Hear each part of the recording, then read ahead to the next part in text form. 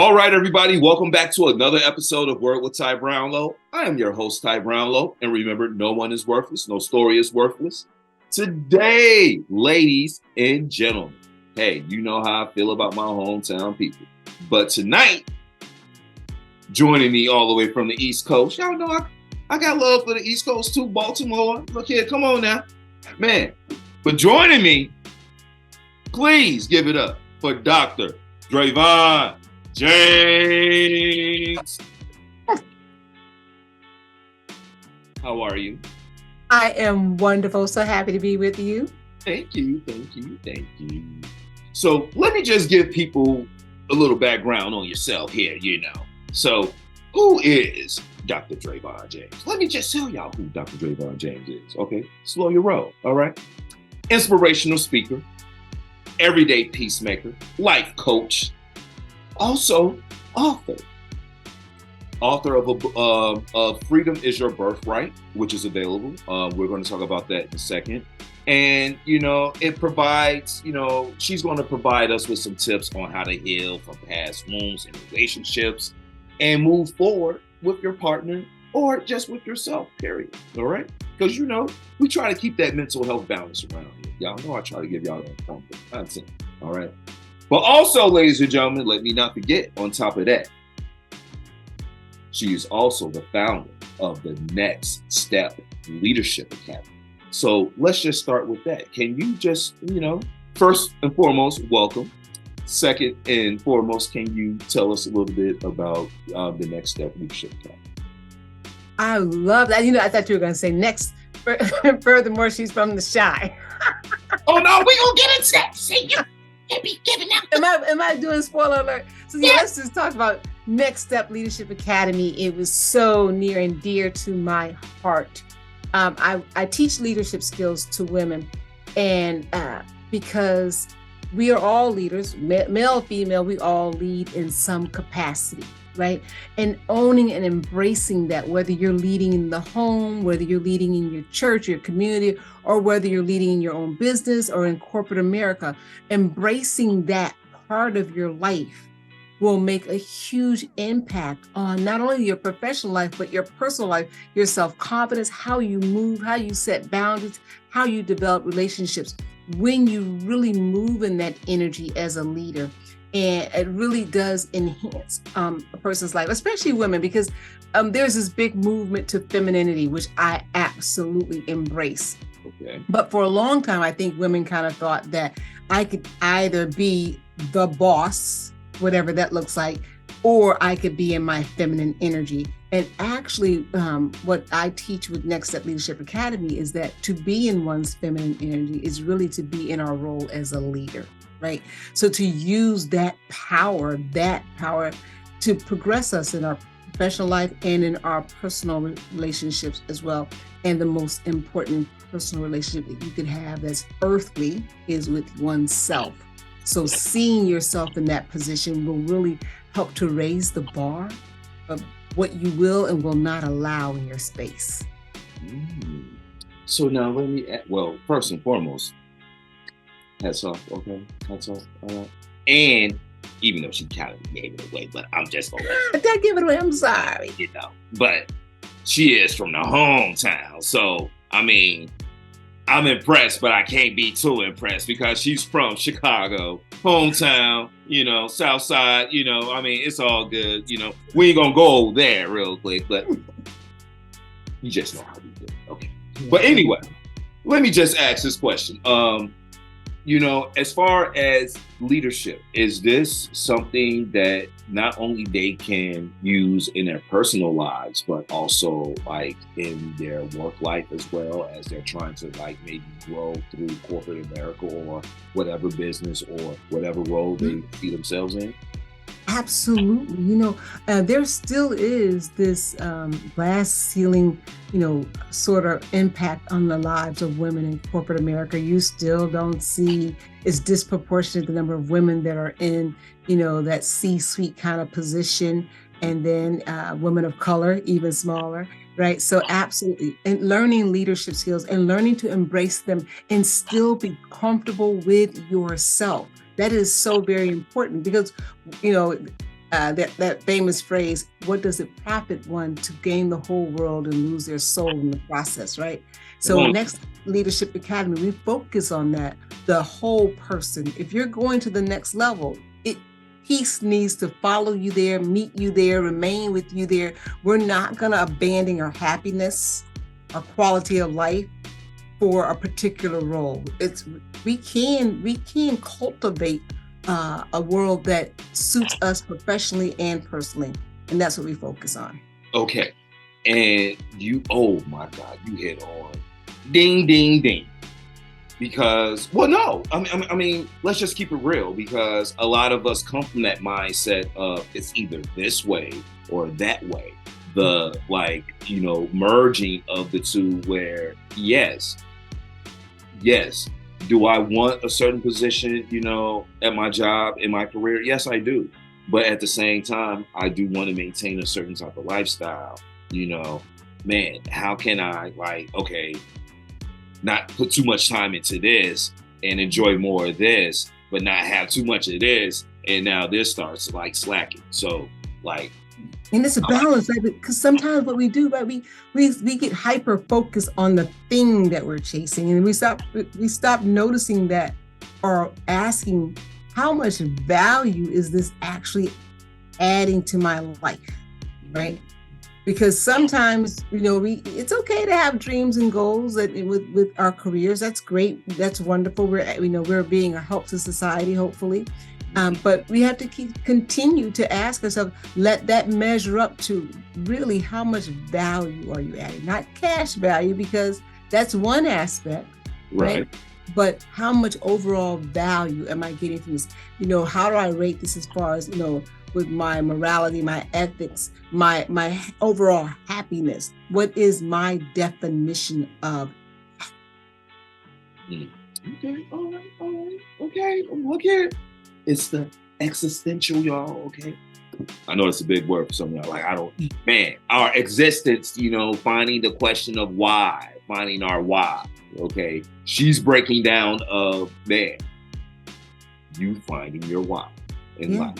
Okay. And it's so interesting, Ty, because people always think, not always, but a lot of people start off by thinking that it is, so much, we over-index on the money part. Not that we don't need money and we don't like nice things. I am just as much on that part of life as anybody else. Like nice things, know that I need money to get there. But we can look around us, I always point to Whitney Houston, because I was an absolute Whitney Houston fan. Thought she was absolutely beautiful. She was amazingly talented and richer than anybody that I personally know, right? But, by the outside looking in, she looked to have an unhappy life, right? And they all, old adage, my mother used to always say, money can't buy happiness. It can buy a lot of things, but always weigh where you are against your values. How is this stacking up to the life that I was intending to create? Always be willing to say, hey, this is not where I want to take it, and reroute if that's the case, and do something different, or just keep your eye on the life that you're building, because it is the life that you're cultivating. You're making the decisions.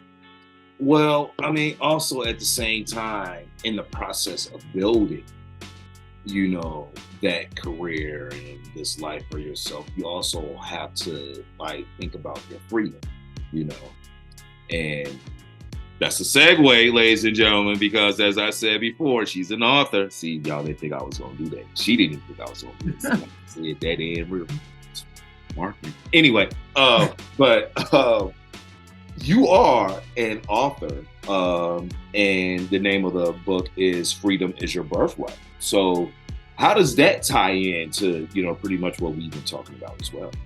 It's everything. If you think about it, right? We live this life trying to cultivate freedom, right? But freedom obviously is not free. No. Not free.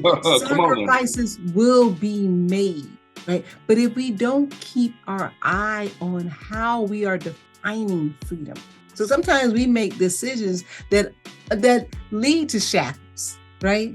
Come on now. Talk about that. Make those decisions a lot of times, I'm going to make this decision for, to be with the person who, checks all the boxes, but doesn't, there's one major thing that could be wrong, but we say, hey, those boxes being checked is more important than this gut feeling that I have. And bam, we find ourselves in a situation that we kind of knew in our gut that we shouldn't be in. Same thing with careers. It checks all the boxes. It's got the prestige. It's got the money. But in your gut, you realize that you should be doing something else. You were sent here with some other talents and gifts. And so really understanding that freedom is your birthright, but it does require that you do the work. Make the hard yeses in your life, the things you need to say yes to. Make the hard no's, things you need to say no to. Right? So that you can live your life at that place. Knowing freedom is my birthright. You have the right, I have the right to decide what everything means in our life. That's another thing. That's a big theme in the whole book, is saying that, things happen. You get to decide whether this is the worst thing that could ever possibly happen to you, or the thing that taught you the lesson that you needed to learn so you could go do the thing that you needed to do. All right. So look, y'all, man, dropping them nuggets. And let's just face it, y'all, relationships, very hard work, and let's just be honest, sometimes, just look at the divorce rate, if it's not at 50, it's almost at 50. What is it, like 40 something, whatever? But, I think 41% was the last for first marriages, 60% for second marriages. 60%. Oh, wow. Anyway, I'm not even gonna touch that one there. But ending relationships, no matter how damaging or how great, man, it's not a walk in the park. You're talking about emotional pain, you're talking about time, you're talking about money, energy, all that stuff spent. I just want to ask some questions. You have a concept called the only way out is in. Can you elaborate a little bit more on that? Yeah, that's so interesting. So what I mean by that is to say that this idea of resisting things only draws more of what we don't want into our life.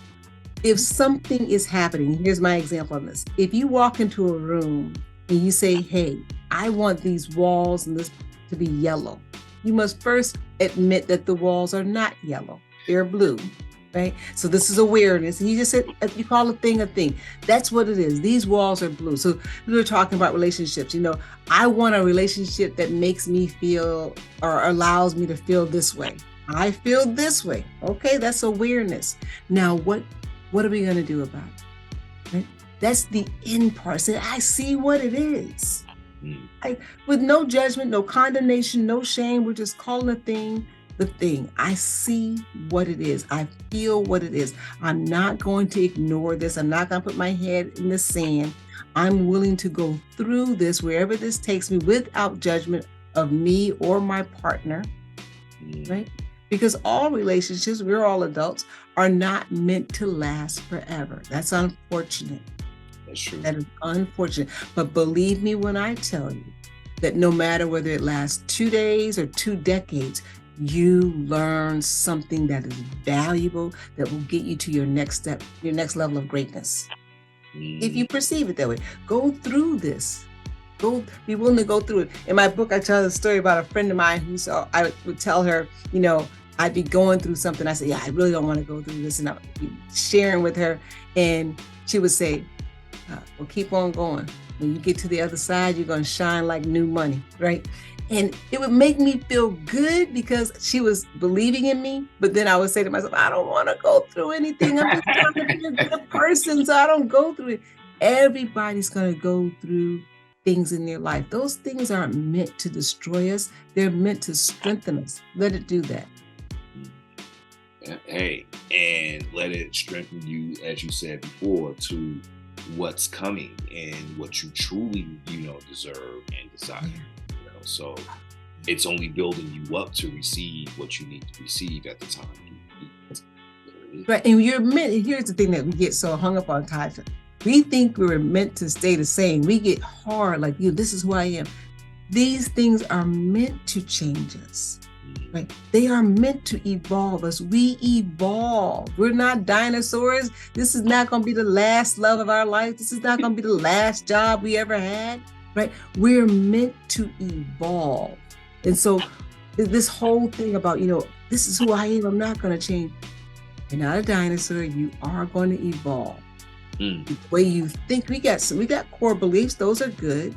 Right. We're going to evolve in how we express them. We're going to evolve in the boundaries that we set for ourselves, in the confidence that we have, how we see it, how we see ourselves, how we see other people, how we treat ourselves, how we treat other people. This is an evolution of individual. Okay. All right. Hey, look, I mean, man, we all have to turn that corner.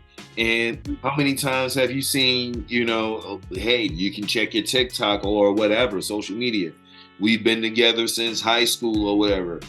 We started off as this, now we're this, we've like evolved from, point A to point B now. Right. So, man, nothing wrong with that. And, even if you take the break, hey, they go their way, you go your way, you're still going to evolve. You're right. You're going to take what you learned about yourself from that relationship. Like this whole journey is really a journey into self, right? I think it was, I can't remember the name of the group that, back in, I'm not going to date myself, but this is a journey, right? And you remember that song.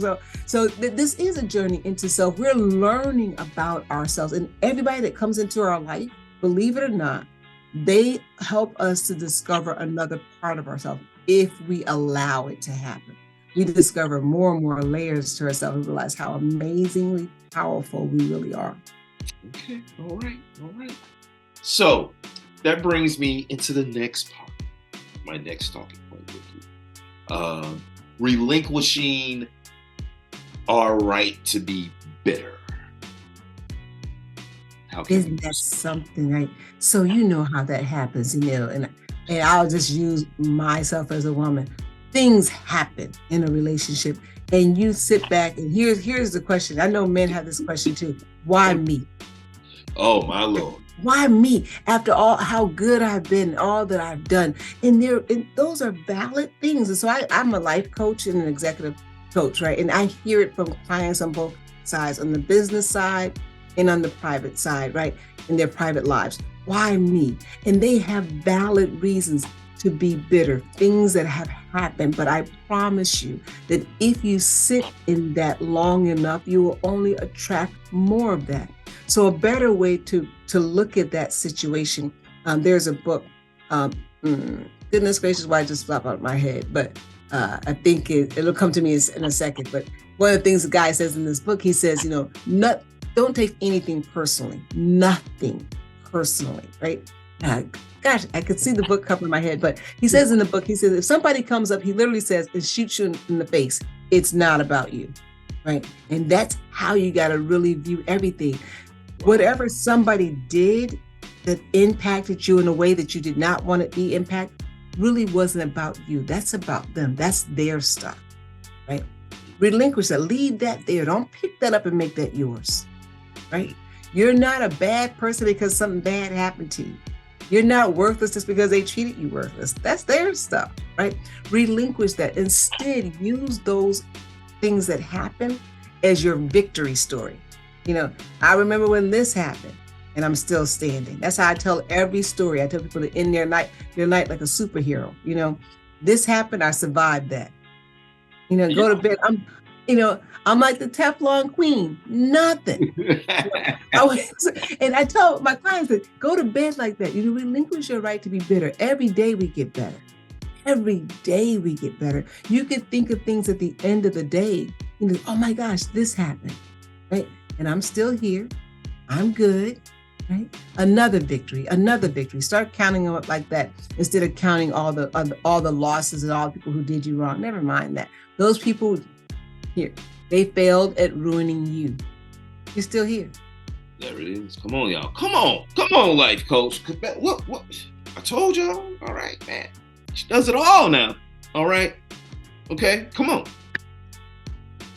So this is quite interesting.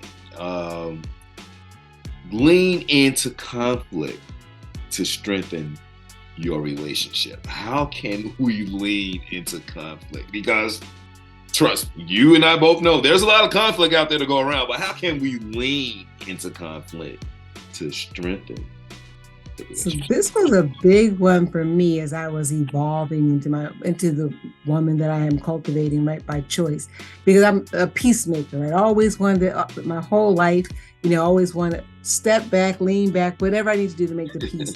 And so, and I'm still that way. I still believe, we'll talk about that at some point tonight. But when I say lean into conflict, I mean this. What happens sometimes with people who consider themselves peacemakers, and even people who don't, is they believe if they don't look at the situation head on, that it will go away. That rarely happens. If you let something fester, it will grow.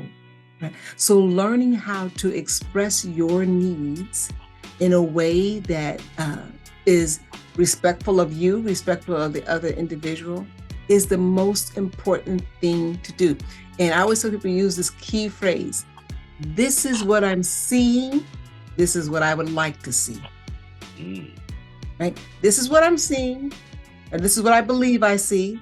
This is what I would like to see. That's not accusatory, right? That's gentle. But there is something going on. I'm not feeling what I want to feel. I'm not seeing what I want to see, and it needs to be addressed. And so it does it in a way that you're not judging the other person. You're not saying, hey, this is your fault, or this is my fault, or if you didn't do. No, we're not doing any of that. We're just addressing something head on so that it doesn't fester, it doesn't gather speed and become bigger than what it should have been. That is true love of yourself and true love and respect for the other individual. Okay. So I feel that I'm in total agreement with that. I found myself in situations whereas, I've expressed, hey, I can't really put my finger on it, but like the situation, it just hasn't been what it used to be, and sometimes, I've been in situations where, the other, has like fallen off the handle about it, like, well, I don't know. Yeah. I'm like, okay, well, I'm just letting you know from where I sit what's going on over here. Mm-hmm. How can we just learn to be more trusting in those situations and not really give in to like, okay, I'm going to like figure out what's going on over here because you did this response. So you did this response. That means something's going on. I'm going to be over here snooping. And now I'm presenting this bad energy or like this negative energy. I'm adding my negative energy to already somewhat of a negative situation. Yeah, so and a lot of that is fear-based, right? Mm-hmm. And we all come with our own fears, but I think the first thing is self-awareness. The second thing is, to let go of any illusion of control of another individual, right? Because fear clouds our sensibilities, right? And most of the time we don't spend as much time thinking about who we are and what's causing certain triggers and emotions in ourselves. We don't take that time. We spend all our time figuring out now how can I control this other individual, mm-hmm. and what's going on with them. But the question really is, what's going on with me? Why is this landing this way? Why is this triggering this emotion in me? And those are just questions without any shame, guilt, or condemnation. Just to say, oh, why when this other individual does this particular thing, why does it trigger me this way? Why can't I let them have their bad day without me taking it personally? What is that about me? Never mind the other individual, because remember, this is a journey into self for you to know and learn yourself more, not for you to control the other person, because the better you know yourself, the more likely you are to attract the right mate for you, not the perfect mate, because we're never going to be the perfect individual, right? Mm-hmm. But that helps you to relinquish that trying to control somebody else with your fears and your lack of self-awareness. Is that, I'm going to let you be you, and I'm going to give you space to be you. Doesn't mean I'm going to vacate your life, but I'm going to give you space to be you. Right. And we'll see how this flows, and that's scary. That's scary because at the end of that, is the thought, well, what if it flows away from me? Right? Man, we all think that, at times. Well, I don't know. I mean, what if it's not meant to be, and that doubt creeps in from time to time, and especially when you're going through your transformation and when it's really about you and you're making that internal transformation and you have no ill will towards your partner or what have you, you just have to make the internal transformation. How, like, no, I mean, like, how can we get across to them, like, hey, I'm not shunning you. I'm not, like, belittling you. I'm not, like, dissing you or whatever. I'm just making this internal, like, transformation for me, for us to be better. Not only myself, but us as well.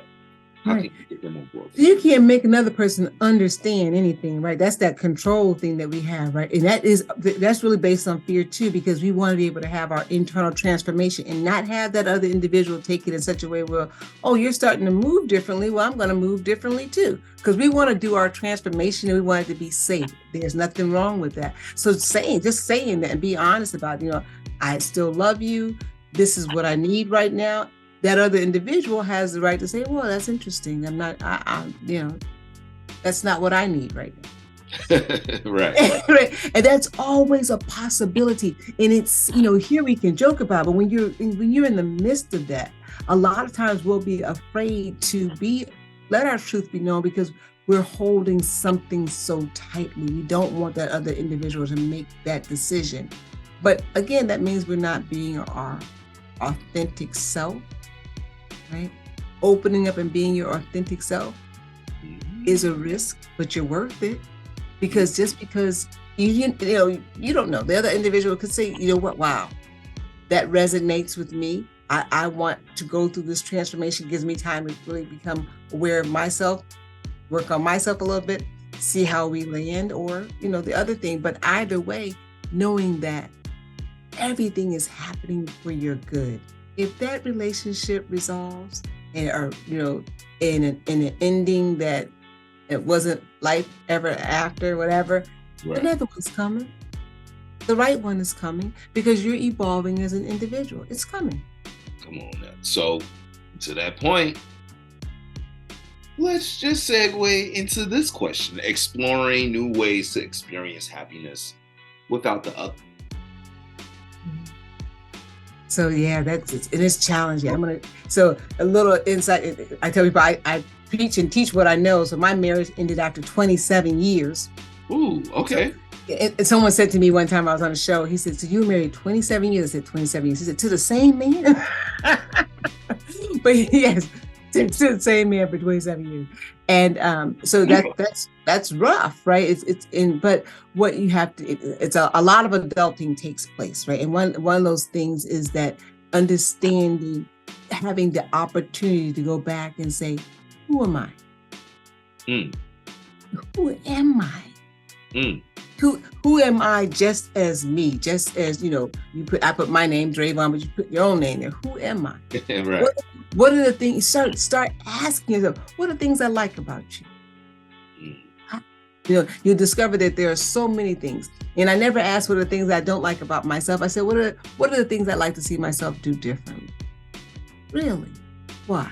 And each question leads to the next question.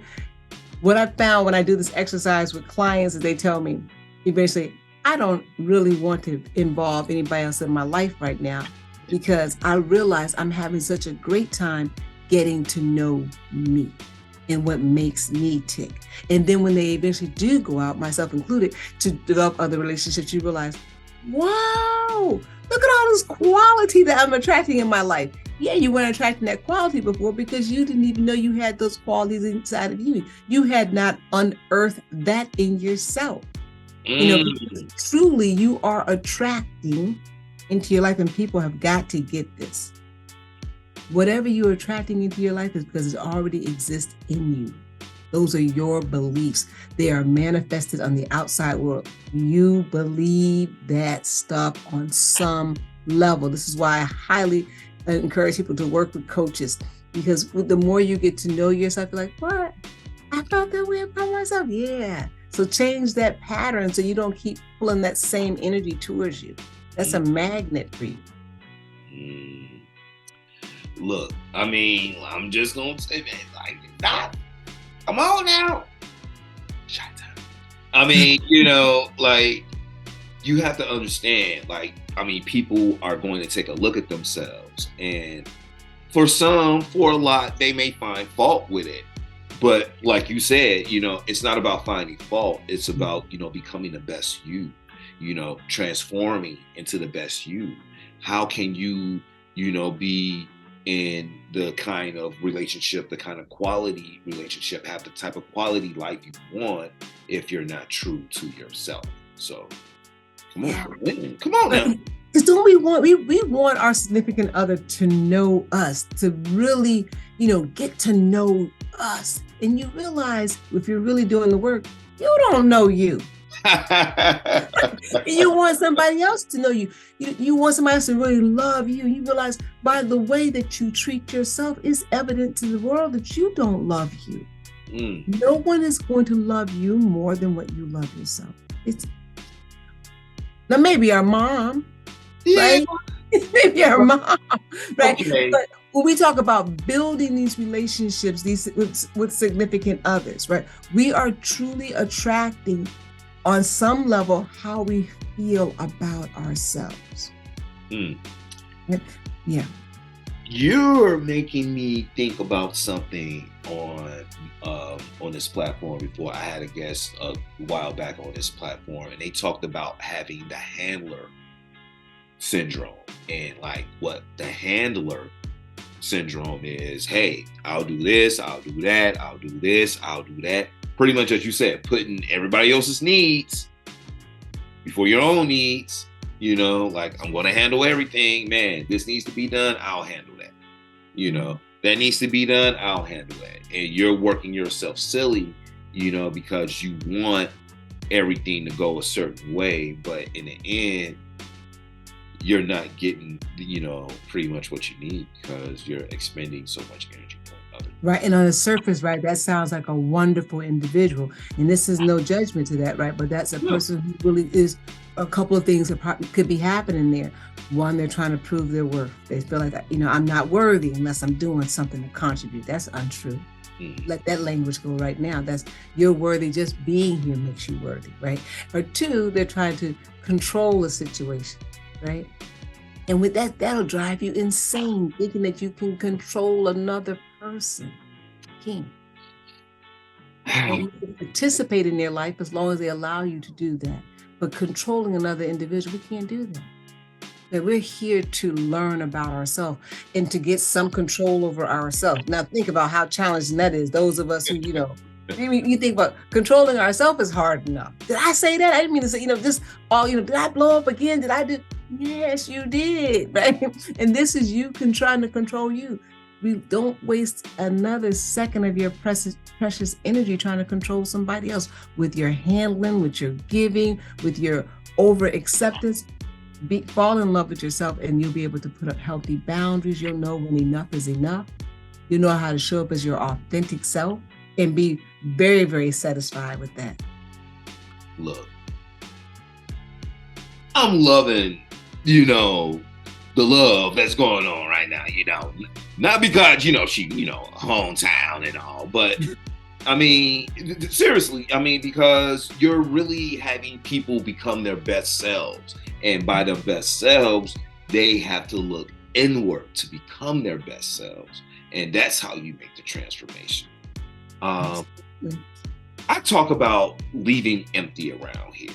And it's a concept that, someone came on the show and I sort of like adopted it and made it my own like little thing. But when we talk about leaving empty, when we leave this life, we're not taking anything with us. It's all said and done. We are gone. All right. We are leaving empty.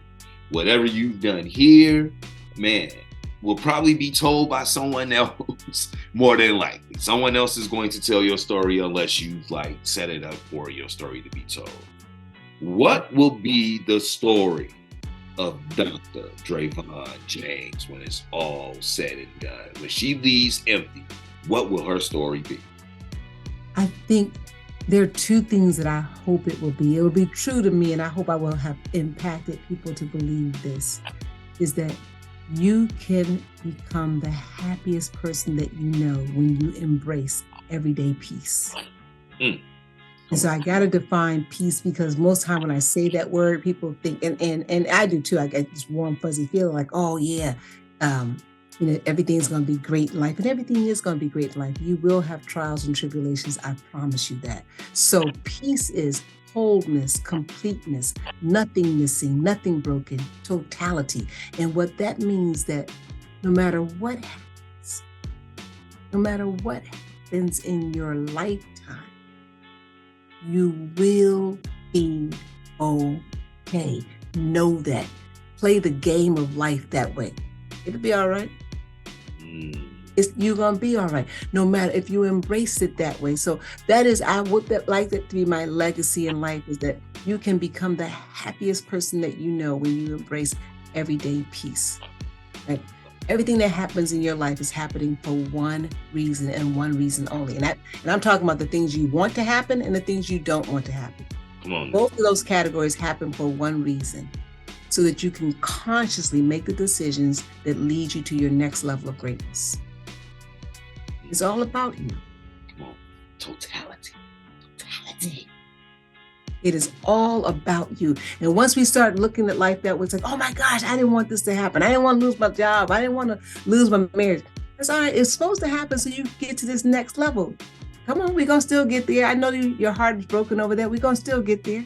This is going to help you get there. I know you don't see that, but believe it. And I think that's the thing, because you're talking about tangible versus intangible now, so intangible, the things we can't see; tangible, the things we can hold.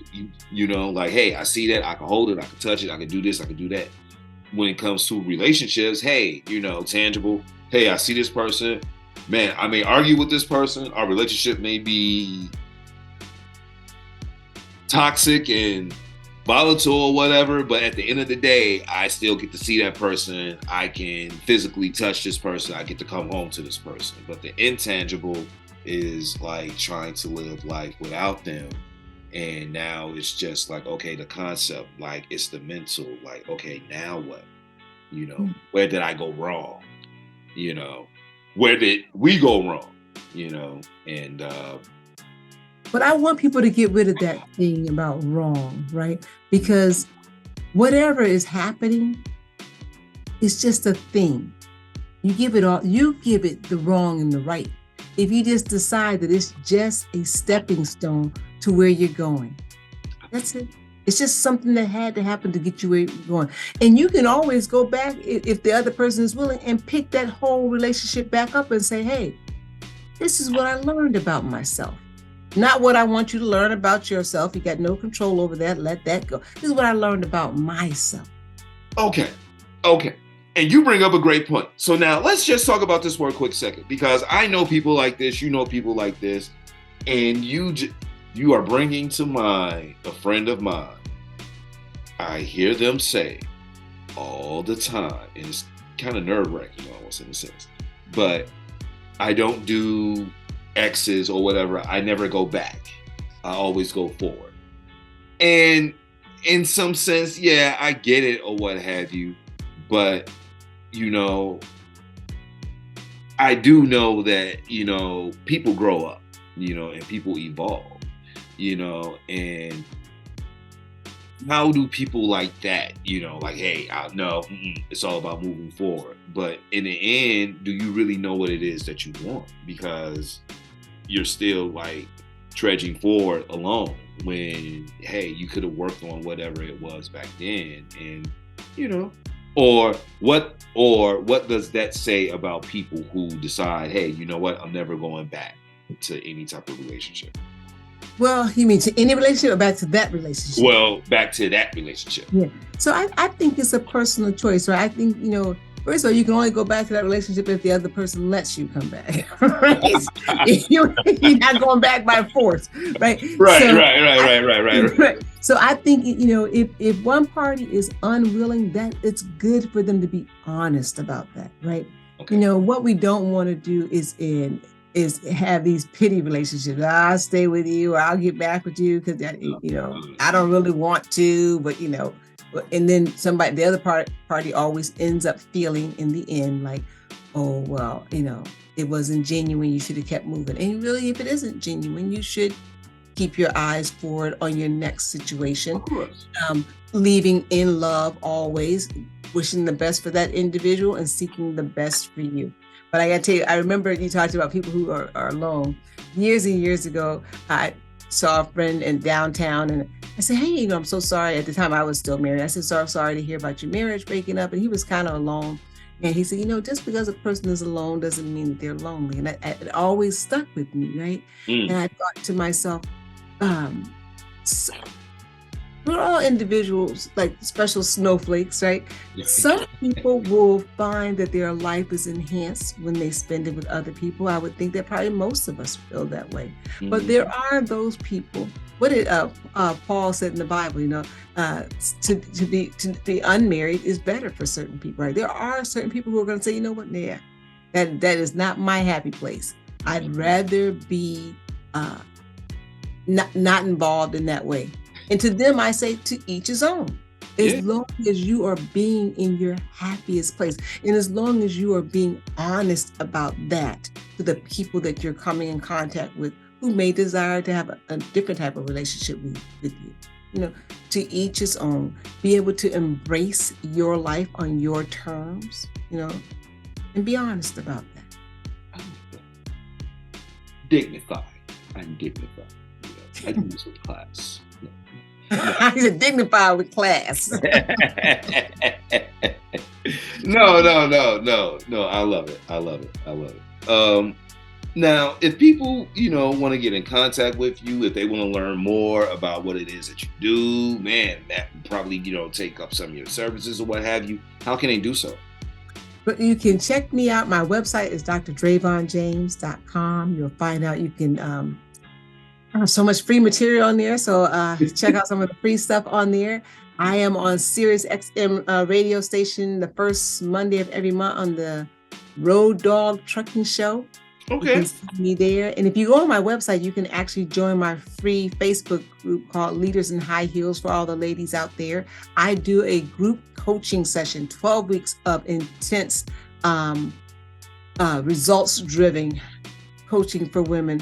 Leaders in high heels, learning how to use your feminine energy, your natural power to get you to where you want to be. It's exciting. I encourage people to click the button, join the free Facebook group, find out what we're doing.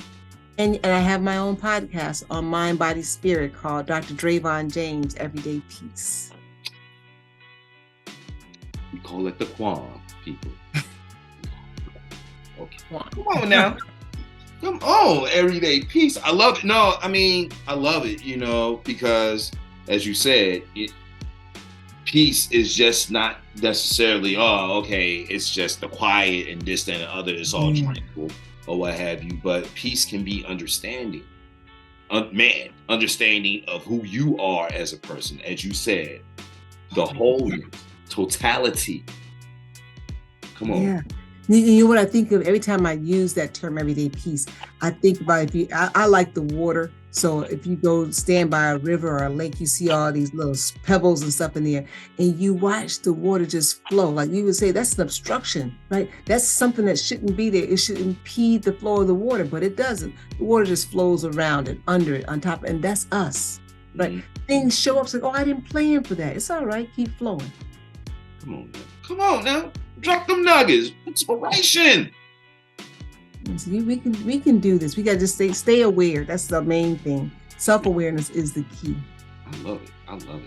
Well, look, come to the last question, the question that my show is known for. So I'm very interested to hear your answer to this. So, Dr. Dravon James, what is the one word that best describes you and why? Peace. And why? Because I'm whole, complete, nothing missing, nothing broken. Totality. That's my word. So that's my word for you. Like I have enjoyed this conversation, and it's all about the transformation. and it's all about the transition and not the 360 people. You don't want to go back to where you were. It's about the 180. There you go. Because 360, you back in the same. Right, you back in the same. Like, oh, it's all about the three. Like, no. Let's get our math right first. Okay, let's. It's the 180. Let's do the 180 and let's make that turn. Let's pivot in a different direction. I love it. Let's pivot in a different direction. Be willing to do that. Come on. And pivot is change, right? So be open to that. We're doing that all day long. That's what that is. That's change. That's hard for people sometimes. Like, I don't want to change. Right? You want better? That's change. Okay, look here. Look.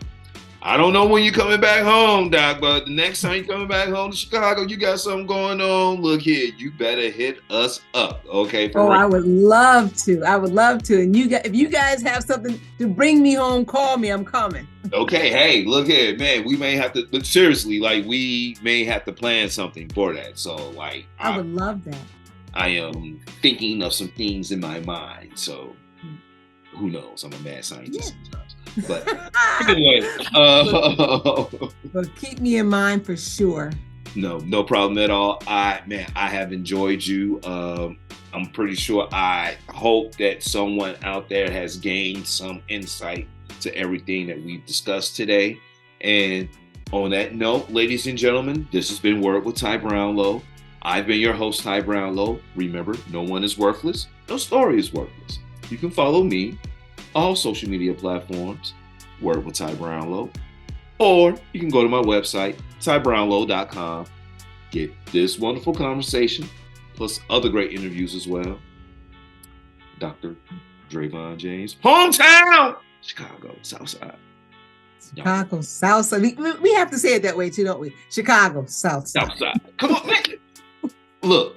If you're not from here, you don't even understand. We don't even have enough time in a day to explain that to you.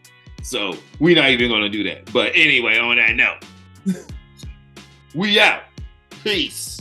Peace.